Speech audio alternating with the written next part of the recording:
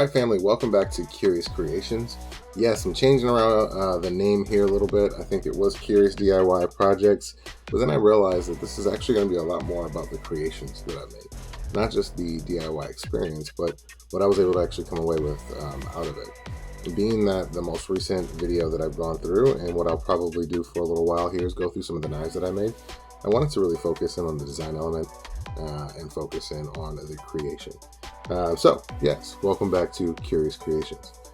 We won't hesitate too much longer. I do want to fulfill my promise that I would share some of the good, the bad, and the ugly of my knife making experience. So we'll get started right away here with 3 knives that come from early on in my experience. And you can see sort of how I've developed and refined the skills. So let's not hesitate. Let's go to the first knife. So I'll put these other two aside. So this one here is a very simple design. It's got a bit of a tanto look to the blade shape. You can tell very obviously what it's made of. If you take a look at it, you can see that this is actually just cut from a file. What I did was I took a small portion of a file and I went in with a flat grind all the way out and came in with a sharp point at the tip here. And you can still see that I left a lot of the file look on there. Now this was very crude. I think I did this before I had some of the power tools that I use now.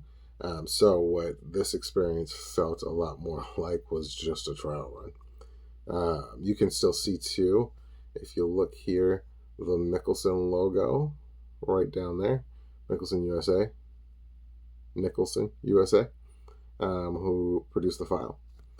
The other thing you can see here is that I just threw on some heat shrink there for a grip, just to give myself something to hold on to. What I found was that after filing and grinding and sanding, this just felt a little too smooth in that space, so I wanted something that was going to give me a little bit more traction in the hand. The idea behind this knife was that I wanted this to be a neck knife. Something that obviously is going to be worn on the neck like a necklace is something that you want to be able to easily deploy. You also want to be able to easily tuck it behind and underneath layers of clothing. And in order to do that, you're going to need a sheath. So I started with this design without knowing how to make sheaths yet. I'll show you that I did graduate my skill set to learning how to make sheaths. Pretty simple, pretty straightforward. But this was prior to that. So the idea was to make a neck knife. What I did find, though, was that this was very heavy. The weight behind this guy was just too much to be worn in a sheath without something that would really hold tight to that knife. So between making it not too heavy to wear around the neck, but then also stay in the sheath, and then also be able to be deployed with ease and come out of the sheath, it was just a very difficult balancing point for me with this knife. So let's starting off with ugly, right? This is definitely not pretty, but for a crude, rough start to my knife making journey, I can still say that I am proud of my first work. On to the next knife that I brought out here. That's bad. This shard of metal. I think in the last video I said some of these shards look like prison shivs, and this one definitely gives me that vibe. What I did when I was working with this knife and making this knife was I learned a few different techniques and I was practicing a few different skills. So what I was looking for was how can I get in a different blade shape than the square cut that a tanto gives you. And then also I wanted to work with different materials. So I worked with a handle here, and this was one of the first handles that I made. As you can see, again, very crude. I didn't have a lot of good tools as well to use to create the contours and the carving. So this was a lot of hand sanding. And the material was also very thick. So again, referencing ugly, this is not my best work. You can see by the sort of odd shape that I've got here that this was just literally a leftover shard of metal, and I was trying to avoid defects on the metal when I made it. but I made it nonetheless. The other thing that I wanted to practice with this was using scales. And this was before I decided to learn how to um, drill all the holes and epoxy on handle scales. What I did with this was I actually used screw-in pins.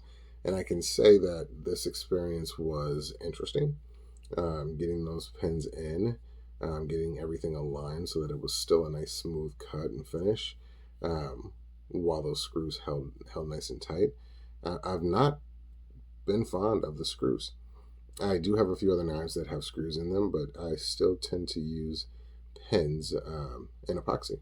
But I'm not going to talk much more about this one. I used a different species of wood than I was familiar with, very dense, didn't have the tools to cut it, so I made something that's I can't say is pretty. And I'm not going to lie, this one I'm not highly proud of. What I am proud of was the learning the different shape and getting a different grind in there than I was used to. Is it great? Absolutely not. But I also did not refine or finish this much after the fact. But again, good, bad, and ugly. So I think we've gone through the bad and ugly. Let's get to the good.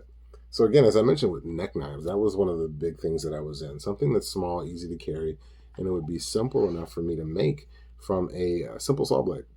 Hey, that's pretty good. A little bit more refined technique and skill. This one was the first time I actually made a sheath as well, for a neck knife. So looking at the knife, you can see that it's obviously a neck knife to be worn around the neck and deployed from the neck.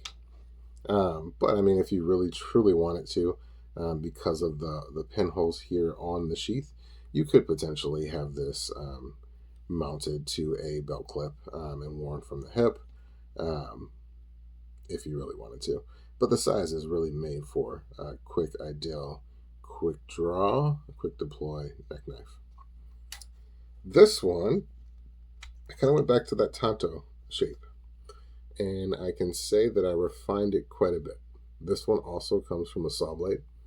The handle material is oak, the pins are steel, and the hardened steel from the saw blade is not going to have a rust-proof finish or anything like that. It's not stainless steel, but it is hard, and it does give me some girth to this tiny little blade. You can see here that I did play around it with some manipulated shapes here.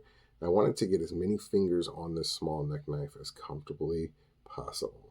And I think what I've managed to do is get 4 on. And as you can see, that fourth one just kind of catches the end there and then tucks into the palm. So I can get 4 fingers on that blade. And then this pinky finger fits right into that choil, or I'm sorry, the index finger here fits right into the choil. So I can say that that worked out pretty well. The oak was a very smooth finish. So what I ended up going with was that simple oak, because I didn't want anything too heavy. That was the other thing that I remember experiencing from the last neck knife that I attempted to make out of the file, was that the weight was just too much. So this one, the idea was to make sure that it was simple, small, and easy, and light, and so easy to deploy. It does have an interesting shape with this large hump here, but I wanted to give myself something that was much more girthy to hold on to with at least the stronger 2 forefingers on my hand. The other thing I put was some jimping in the back there, so that when I do have it in my hand, you can see that I can comfortably get everything held well and have a strong grip and a firm hold on that knife. So deploying this from the neck when you're out camping, when you're in the backyard, when you're carving some sticks, when you need to open a package, this is something that does come in handy. Could it be used for self-defense? I mean, potentially, but it's the last sort of line of defense. It's better than a sharp stick. So, I mean, theoretically, you could use that, but it's not made for that. It did come out pretty sharp with the edge geometry that I was able to get on there. And I can show you now that it's not the best cutter, but it does give me a fairly clean cut, fairly smooth cut.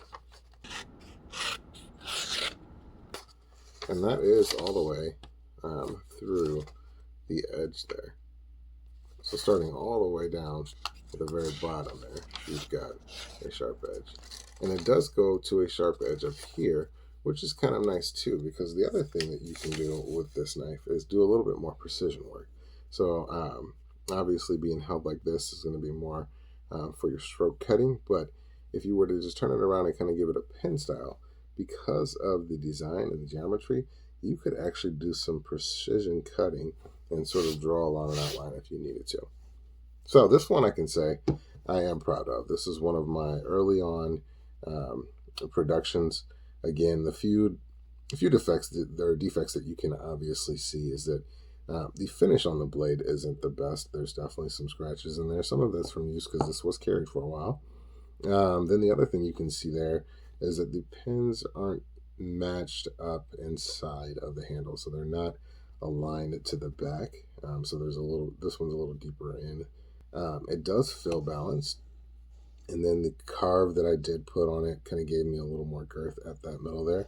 So it does feel balanced, and you can see that it pivots really well right there on that first pin, which is where you want some of the weight there to be right there in the hand and easily controlled.